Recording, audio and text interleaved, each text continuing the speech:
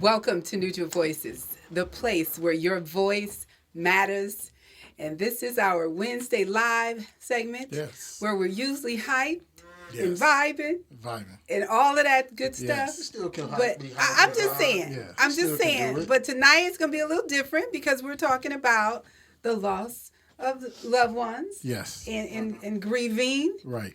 And let me just be clear, we're going to also be talking about the loss of, I'll say, places and things. Yes. Yeah, because it matters too.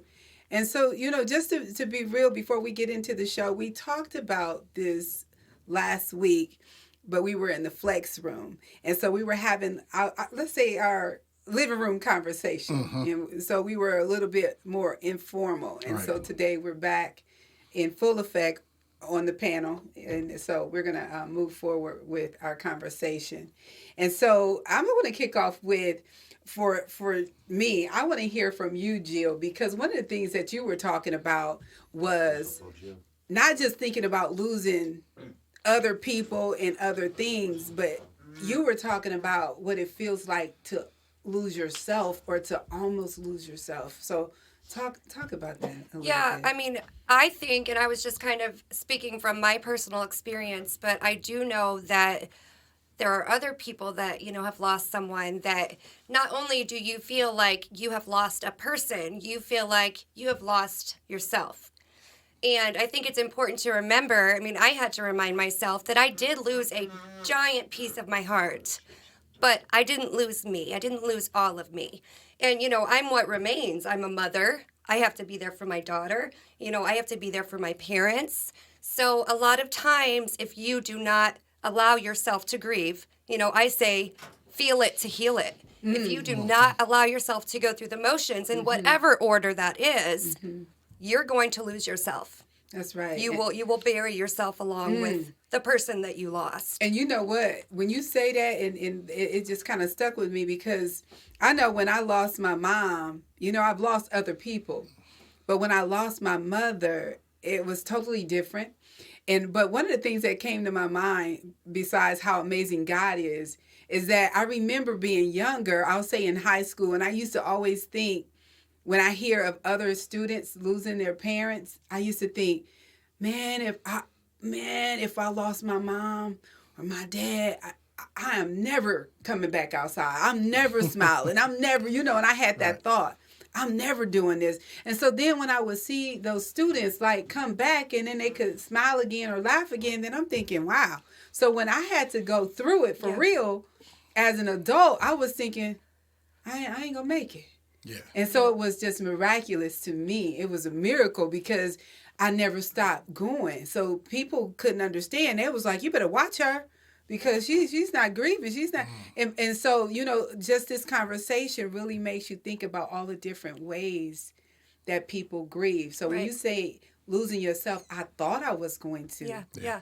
And I mean, you bring up a great point because I tell everyone that, and there's no way that I will be able to survive without my mom. That is my person, that is my best friend, but people do it. People do it all the time. They do. They do. If I can get in on this, I'm recently going through that. And, the finding yourself is the hardest thing to do because you really lose yourself. You don't want to do the things that you're normally doing. You don't want to be around the people that you're normally around. Yeah. You don't seem to act the same. And as much as you think in your mind that you are that same person, your emotions are totally different. Now, I do music, and I'm really now just starting back to actually producing. But for a while there was not a sound that I could hear that would fit anything. For a while, I didn't even want to hear music. Wow. I didn't even want to. I didn't even want to be around it. That's interesting. Yeah, and I was in the midst of producing projects, getting projects ready to come out. And I'm saying that's interesting because that's what you do, which means to me, I would think that's what you love is music. And that's what I thought. And so I'm surprised that you didn't want to embrace that even more and just lose yourself in the music. And the oddest thing, that is intentionally what I thought. But the problem was,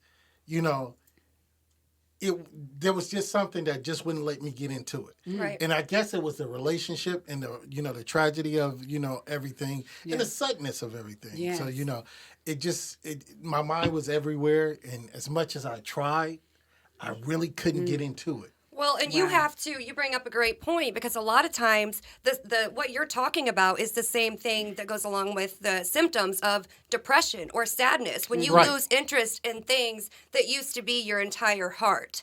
So a lot of times, people think, I don't have depression, I'm just grieving. Sometimes grieving turns into That is true. depression, That and is you true. don't have any interest in things like, how do you feel now getting back to something that you absolutely love? I mean, it Right. feels like I never left, but I do notice that there's been some time I've been away. And again, when you mention depression, I actually, working in the field, you know the signs, but you can't look in the mirror. You know it's there, but you Absolutely. can't look in the mirror to see what's there. Yeah. But and I told some people that I actually one of my partners, because he was doing something, and I finally started getting back into doing it. I was like, let me do this, and we started working on a project, and he was just like, so you back? And I said, yeah. And I told him I have to, because I felt that depression. I felt it coming down. So I was just like, you need to come out of it. But, Yeah.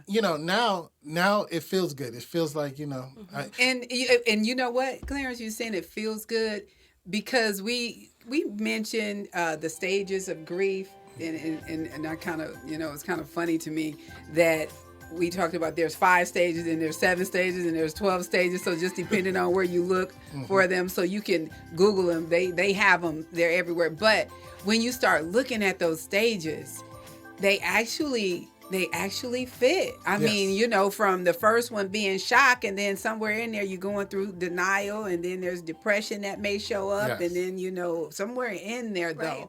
Clarence, I believe that's where you may be. Yes. You're in an accepting.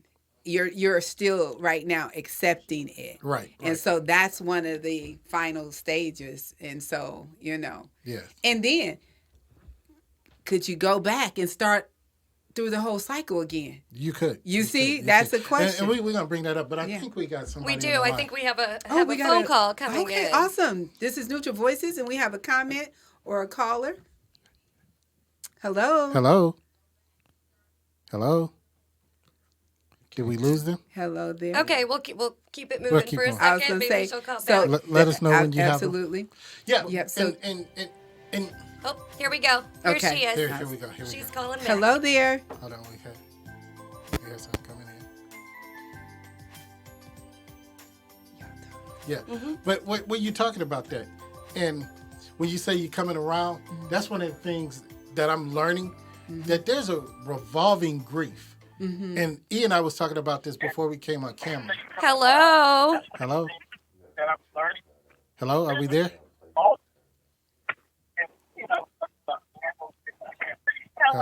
Hi. Hello. Hello, how are you? Yes. Can you hear us? Hi. Hello, can you hear us? Yes. Yes. Okay. Who do we have on the line? Hi. I can. This is Joshonda. Hey, Joshonda, how are you? I'm well. How are you? I'm doing good. We got you on the line. You have comments about grief or giving us some insight on grief? I do. I work as a hospice nurse currently. You work at a hospice facility? I do. Yes. I visit patients in their homes and in facilities wherever they are, actually. Yes. Yeah. I visit patients in their homes and in facilities wherever they are, actually. Wait, one second. I'm sorry, Joshonda, babe. 1 second, because I know you get ready to say something real valuable. There's some interference. If I don't know, if do you have a TV or radio or on or anything close by? If you can turn that down or off or something, because I think we can hear. Is this better? There we go. There we go. Perfect. Much better. Go Thank ahead, you. honey. Thank you so much. That's so much better. I just Thank know you getting ready to drop some good nuggets there to help us. So Yeah. thank you, honey. Can you, continue, babe? And I have to tell you, the statement that Jill made, you have to feel it to heal it. Yes. It's very simple, but it's very profound. Um, People try to avoid doing the work of grieving. And, we're talking about losing a loved one. There are a lot of different types of grief. Grieving the loss of a job, grieving the loss of a relationship, grieving the loss of a limb, even. Oh, I didn't think about that. Those things right. we don't think about. That's right. There's anticipatory grief, where you know the loss is going to occur, and you're grieving it before it actually happens. And no matter what your loss, you have got to take the time to allow yourself to work through it. I So love you that. won't ever be at a place to where you get to what we like to call your new normal. Mm-hmm. I know it's a cliche, but it's the real thing. Right. That's right. If you don't do the work, you're not going to be able to get to a place where you're able to establish a life without that person, without that relationship, without whatever it is you're grieving. That's right. And you know what, Jershonda, when you say if you don't do the work, what what does the work look like? If you can, simplify that for us. I know it's not a simple process and I know there's a lot to it. But for you, if you were sharing and you're helping someone, for our viewers, our listeners, what does that work look like? What is it that they need to do in order to get to some type of new normal? You have to acknowledge the fact that you've had a loss, and not be afraid to say that it has damaged who you are, changed who you are, and how you look at the world. Mm-hmm. You have to be okay in recognizing that and saying it. A lot of people become very stoic. Yeah. I heard you say you just kept going. You have to stop.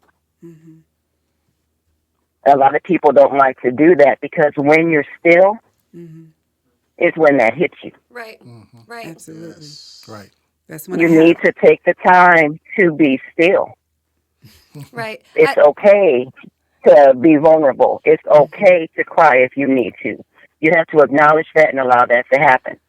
And if that means you have to be by yourself for a moment, okay. I suggest people reach out to other loved ones because no one may be talking about it, but I guarantee other people are feeling it. And sometimes they That's need true. to know that they're with someone where it's safe for them to acknowledge where they are and how hurt they are. absolutely. Yes. Right, Yes. right. Wow. And just you saying that and reminded me, you actually you almost brought the river on right then because you made me realize that although I went through that season of being that way and it was that long ago, that now sometimes I have these storms where I shower down and it's hard to cut it off. And I believe that's probably because during that time I kept going. And yeah, so you're 100% in exactly what I needed to do Yes. then. So yeah, thank you for sharing that. Thank you for those words. Thank you for those words. Man. Yeah, we appreciate you. You said so much though, and we knew you were going to be powerful. But when you said you can damage who you are, and then it changes what the world around you looks like. That's true. That Right. that Yeah. is just, I'm telling you that I have to go home and put that in a whole different journal because I need to look at that because I think I started doing that. Honestly, I think I purposely start changing what my world looked like around me.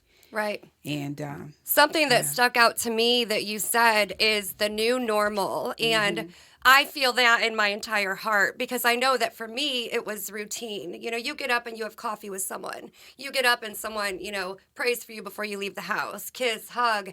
Everything is attached to that routine, which is sometimes attached to another person. So you literally have to learn how to live again, to have coffee by yourself. Like it is it's a new normal because you have to break from that routine because that routine is gone. It is Yeah. always gone. Yes, yes, you do. And I don't think people realize that until that person isn't there anymore. I have people who call at 2 in the morning because that was when their loved one would be on the phone with them, either, watching a game show or they'd both be up. And they were up and they didn't have that outlet and they didn't Right. know what to do with themselves. And sometimes people just call and talk while they're working through that. Wow. Wow. Deshaun. And you sit there and you know what? You make a cup of coffee with them and you listen. Right. Yes.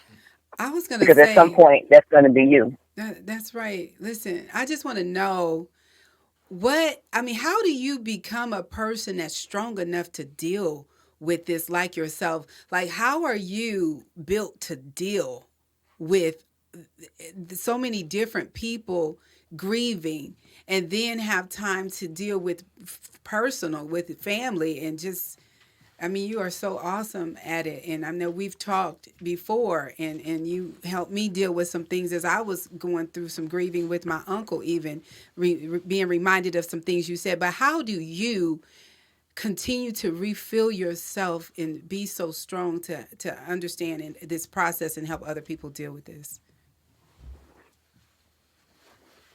Oh, wow. um, I have to make sure that I have an outlet for myself. But I got to tell you, the biggest thing, because I also, of course, have had personal loss. Have been in a situation where, you're not sure what the next day is going to look like for me personally. I pray a lot and just gratitude, My family keeps me very grounded. And a lot of times I have to tell you that at the end of my day, even though I enjoy what I do, my heart just hurts. Yeah. But if I'm able to be who and what that family needs for me to be who and what my patient needs for me to be in that time so they can get through and work towards some comfort and some peace, and then go home and get myself together, sometimes cry, sometimes not, and look at and hug my boys. Yes. Yeah. It makes a difference for me. I feel you. Wow. It makes me appreciate where I am every day and who I have every day, and it helps me be able to unload with people who work like I do also. So. Man, that's awesome. Thank you. It reminds me of the song. I forget who sings it. When I get home behind closed doors, that's when. It's the God in me. Wow. Yeah. Mary. Yeah. Okay. Yeah. That's your song. That is the God in you. Yes. And you said the magic word, that gratefulness. And so I just thank God for you and your spirit and everybody that can deal with the grieving, because that's a heavy load. Yeah, and to share it, and as she said, she works with people and see it every day. I couldn't imagine being in that position, but we thank you for your insight. Yes. Thank you for Shonda. calling. We thank you for calling Thank you in. so much, sweetie. Oh, you're welcome. You're welcome. Thank you. I think it's an important conversation to have. I'm glad you guys are having it. It is. Appreciate you. Yes. And so she said something vulnerable. And that's one of the things, when I started thinking about the difference between men and women grieving, that a lot of times men are looked at in a certain way and that they shouldn't cry. But I think everybody, when they're dealing with certain things, they should know how to be vulnerable and know that it's okay. Well, I'm going to tell you. I heard. Until August 8th. Okay. Up until August 8th. And I still don't like criers. So, but up until August 8th, 2020, I did not think that I could cry. I thought I was the most put together person ever. Why would You you are. think that? I just believed that. I really did. I just believed that. I believed that I could handle anything. I really did. Until I walked into that house. And that was it. And you walked into that house. And that was it. Right.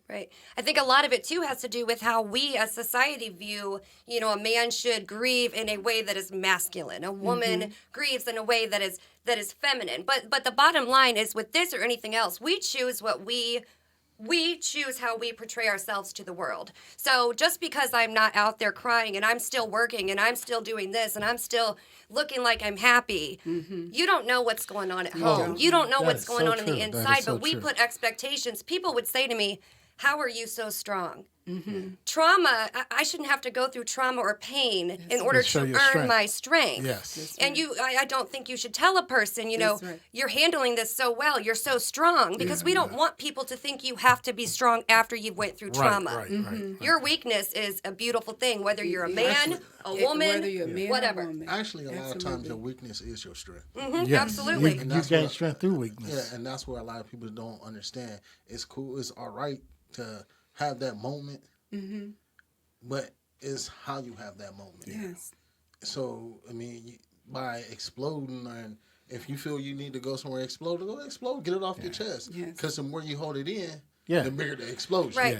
Yeah, it Right. could be more detrimental. But while we're in it, and something that Joshonda said, because I've seen this happen, and it goes with the men and women grieving. I had a friend, he lost his wife.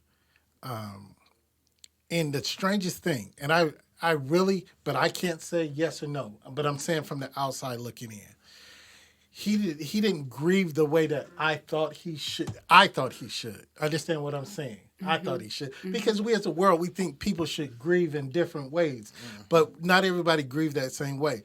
He went into the caring mode, the things. And we would be working together. And the best thing I could do for him while he was going through is when he wanted to talk, he would talk. If he didn't want to talk, he didn't want Right. to talk. But I could tell, there's something, and that's sometimes that's all we need is a person there. That's right. So Absolutely. But we as men, I'm gonna be honest, and I know a lot of other men like this because actually my father was like this. He would, you didn't cry around my father, so that's probably where I got it we've from. been hearing that for years. Yeah. That men don't Yeah. cry and shouldn't cry. Yeah. And So I mean, and I try not to, but there's times where when you by yourself, and when she say sit still, when you sitting still, yes. and your mind and Get to everything is going, sometimes you just can't help it. Yeah. Well, so when I look at this, I want to just share these things with you real quick. Some of the things it says that's different as far as men and women, it says that men have greater mood swings when they're and mood changes when they're grieving. I will agree with that. There are more consequences for physical health with their physical health. They have fake emotional images of what stability and strength looks like. It says that they have a form of status insecurity, and it's not a healthy mindset to be that way. Yes. And that men have a higher incidence of mental illness and disabilities, deaths, suicides, and other illnesses. And that's true. Depression. I mean, I think it's true because we're not wired to have the up and down Yeah. movement. I mean, we are wired to. Yeah. We logical thinkers. So when that logic jumps out the window, we don't know how to handle the thoughts of going up and down, up and down, up and down. That could be, and I see what you're saying. Yeah, and and then that's where sometimes you- maybe because men want to fix things or they think they have to be Yeah, the problem I mean, Right. solvers, the problem and then this solvers is a problem you can't can't solve. solve. Yes. Yeah. And we Right. don't want to hear that. You said something about fake emotions, correct? Emotional image of stability and Yes, strength. and that's where we are, and E is right because we want to make it right, but we can't. So, to the outside world, we got to make it look like we can. But don't you think that's unhealthy? Because really, instead of embracing grief, you are fighting it, but Yeah, it because you is feel unhealthy. like you're not allowed I was to. getting to that. Absolutely, And- Jill, and that's where it leads to these And those illnesses. that's unresolved grief, and that's what that unresolved grief becomes. Those health problems, they become those ulcers. They become that stress. Right. They And become that anxiety. mental illness, Yes. anxiety, high Yes. blood pressure. All of that. Sleepless nights, gaining weight. Things that you just don't Don't normally do. you don't normally do because you finding a way not to let people see you and we got to keep that image. Think about it. A lot of men build an image, and especially if you're a successful man. The one thing you don't want to show is a chink in your armor. So you don't grieve publicly. and guess what? Other people are not looking at you that way. I Well, mean, so It's- I think that's one not, of the. that's not the mindset. Right. That's not the mindset. The You said mindset it. is- You know, it's That's a why I said damaging that's one of the mindset. false realities. Yeah, Absolutely. that's the mindset. The mindset that I got to hold it together regardless of what. I'm not allowed to let you see me sweat. Yeah. And being that, but on the inside, I'm killing myself. That's exactly You know what's what I mean? happening. That's what you. I mean, yourself. a literal death. Yeah. Literal. And so, yeah. So you have to find a way somewhere. I'm saying as far as men.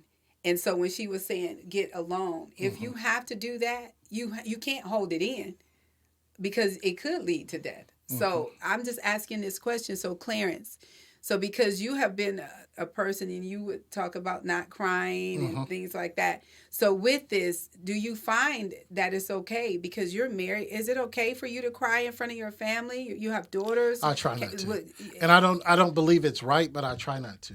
And again, it's in that false sense or that false image that we try to live up to.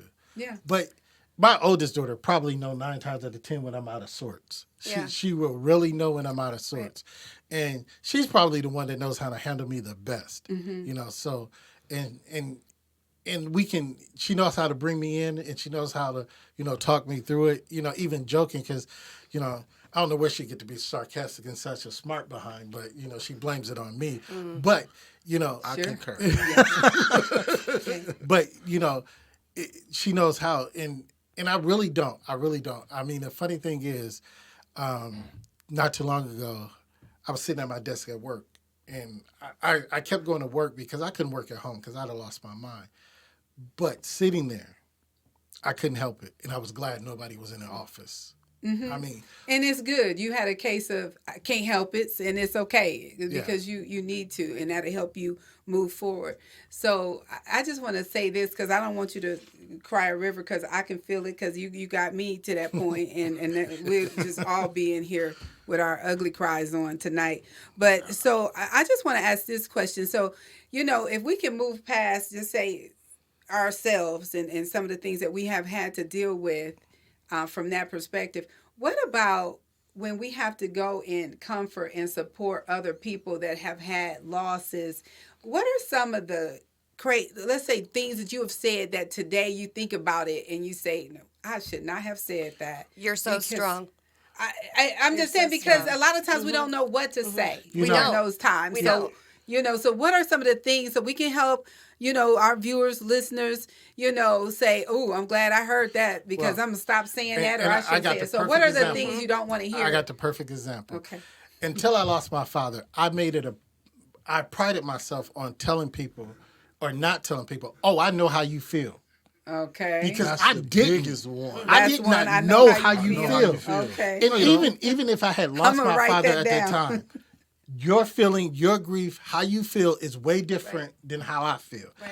You can say, I understand what you're going through, but Okay. you do not know the feeling. How what I that feel. Right. and it kills me, especially when you haven't been through it and you tell people, oh, I know how you feel. How? Right. I think Right. sometimes What- people just don't know what to say, so they say. I was gonna say. they say whatever. I mean, something that I heard a lot was, "It'll be okay in time." So then in my head, Yes. I'm like, okay, so I should be okay by now. I should be. So Yes. then you set expectations based on what other people think that you should do. set I don't. yourself up for You failure. absolutely That's do. that's right. set yourself up for failure. You have one that you have said or you don't want anybody to say to you. I mean, the biggest thing a lot of people say, "Are you okay?" Yeah. Right. Asking you, are you Heck okay? no, Right. I'm not okay. Right. You know. Yeah, and if you say yeah, it's not true. Yeah, So it's don't just- even ask that yeah, question. the person gonna and say. I wrote down yeah. a couple I that. got one, and Okay. it's kind of going with Jill. Okay. The person see if who it's you on my lost, they wouldn't want you feeling like this. Oh yeah, people. How say you know that. what they want me to feel? They wouldn't. You want heard you- it. They wouldn't Yeah, want you feeling yeah. like this. How do you know? Tell him I said to come back. Yeah, yeah, Tell him. Well, here's a few. Let's see if you've heard these before. It was their time. Yes. Yeah. Right. Well, You'll see them kinda- again. well, you ain't gonna see them again. Heaven just gained an angel. And God don't make mistakes. Well, that was the only one one's I true. can agree with. I can run with that one. But- God but don't the- make no the- mistakes. The rest of them are cliches. Yeah. Yeah. Yeah. But of you them know is- what? I would say about either of them, the timing for you to say that. Yeah. Well, I mean, It's different if you're in a conversation, but if somebody driving down the street got hit head on, I don't really want you talking about God don't make any mistakes. well, I mean, that one right there, you have to.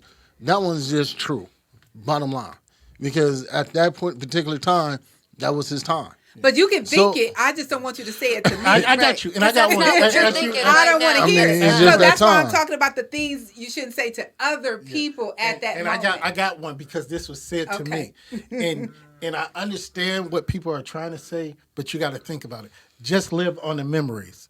That person just died. You want me to just live on memories, and that's gonna bubble up and bring everything to the head and to the surface. Yeah. Remember this and remember. No, I don't want to remember it right now because Yeah. that's gonna make the grieving, a little harder right now. Yeah. Because the thing is, it was like at least you were with him.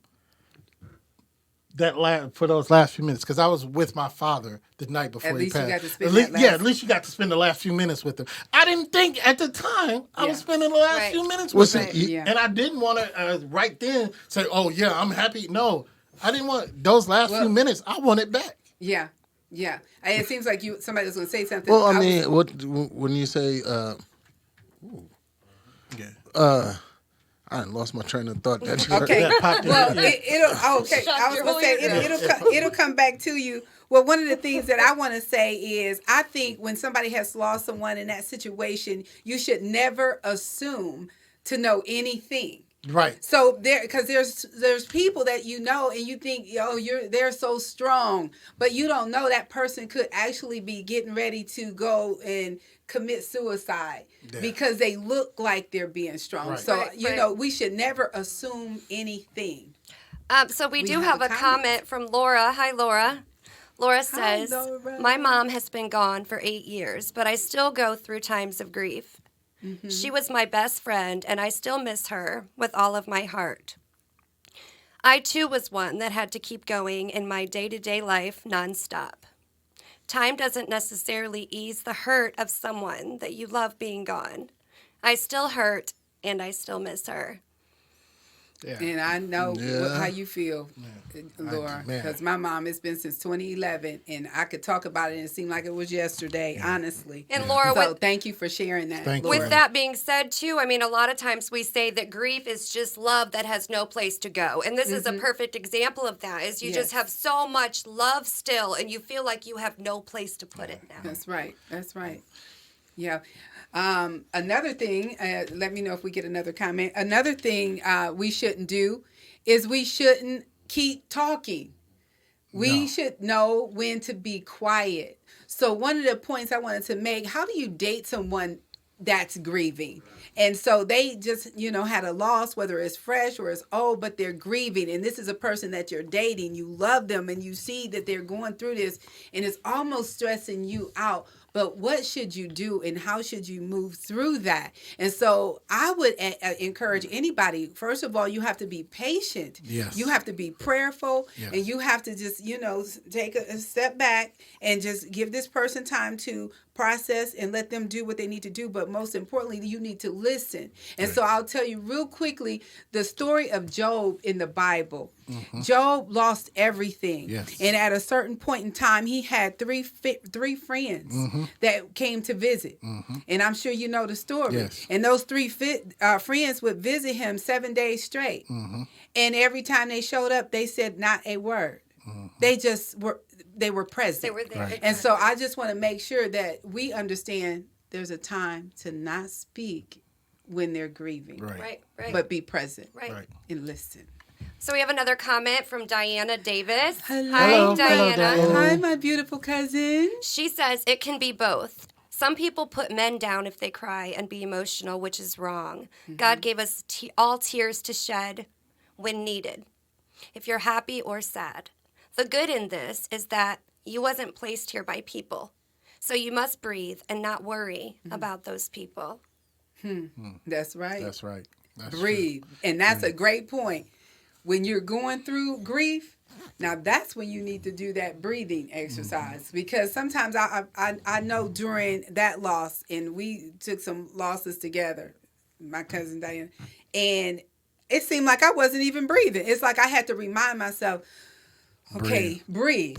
Yeah. And so you have to do that. And then be aware of the people you have in your life that's around you. Well, and Diana, and she segued into something that I had on my list is there's a vision and versions of grief that we all have different. Just because my version of grief is heavier and yours seem lighter doesn't mean that they're the same. And we feel we have a vision because Doc V, I know you've been through and I've been through it, and even everybody that's been through, we think everybody should go like that. And sometimes when it doesn't seem like people are grieving the way that we grieved our loved one, did you really love them? You know, we have these, you know, but our vision of grief is not their version of grief. That's right. And you don't know what the person went through. I mean, they might have watched their loved one lose themselves completely. They might have lost somebody before they truly passed away. Right. So you don't know what led up to that point. I mean, you just have no that's idea. right. That's right, Jill. That's why I said we have to be careful not to assume, because sometimes we assume that person has everything they need. Just because that person owns this or own that, they don't need anything. So you don't make the call and say, do y'all need anything? What can I drop off to the family? That's the time when everybody that claimed to be family, friends, and that is anybody that cared, you need to step up and at least offer. Right, that's when you show up. We never want to assume. Yeah, and we're gonna wrap up because we can talk about this is why we continued it because it was so heavy the last time. And we're going to continue tomorrow. But here's something that you said also, and we're going to talk about this. It's after. Yes. It's the after. You know, after everybody's gone. After everybody gone. After everybody stopped calling. After everybody has forgotten. You were there. You were there. And I said this last week, and we're going to talk about this on tomorrow so we don't get too quick. We're going to let Jill do her thing. But we're going to have to do some grief recovery. We have to recover from grief. That'd be good. Yeah. We'll talk about that. We'll talk about that tomorrow. Absolutely. Good. Well, I tell you, because we do have some other things, but we're going to cover it tomorrow. So join us right here, Neutral Voices, for the voice of the people. But leave comments, questions. And right now, we're going to hear from Jill. So, Jill, close us out, honey. Something beautiful. Over the course of this life, you will lose someone, and that loss will shake you to your core. Whether they were your partner that you were next to daily, a family member that you fell out of touch with, a pet that became your family, a loss is a loss. There is never a way to prepare the heart for such loss, as all deaths are sudden, no matter how gradual the dying may be. Sometimes we only begin to understand death after it has placed its hands on someone we love dearly. But there are some things that death cannot touch, because though gone from this earth, we will still see and feel their love in all that we are and in all that we do. Through a song that makes us think of them, a scent that we will forever carry with us, a sign from above that all is well, a sign that says, I am at peace. A laugh that comes from a memory shared. When every day of life seems a little harder without them in it, but then your smile lights up when you speak of their name or their time on earth or how their presence has changed you. When we lose someone, they are always with us, even if it hurts some days to speak their name. Keep speaking it. It keeps them alive, and it also keeps you alive. That was heavy. I knew it was going to be beautiful. Yeah. And get my okay. I'm back. Thank you for joining us. Listen, this is Neutral Voices. Please remember to click like and share and subscribe to our YouTube page. I just want to say thank you to our commenters. Thank you for tuning in. And we have something there. Pastor Curry tomorrow. Pastor Curry on set. Absolutely. And so I'm glad you reminded me, but I was going to say that. So don't miss tomorrow because we're going to have guests in the house. Yes. Are we going to have Pastor Curry? Pastor Curry. Okay. Pastor Clifford White, I believe. It's going to be awesome. Yes. He should be here as well. And so, I'm going to talk a little bit about some good things that's in this book that I think will help a lot of people be able to deal and move through their grief. So this book is by Dr. William Curry. Reverend Dr. William Curry Jr. Yes. So, so join us tomorrow night. For Neutral Voices, voice of the people. See ya. Oh,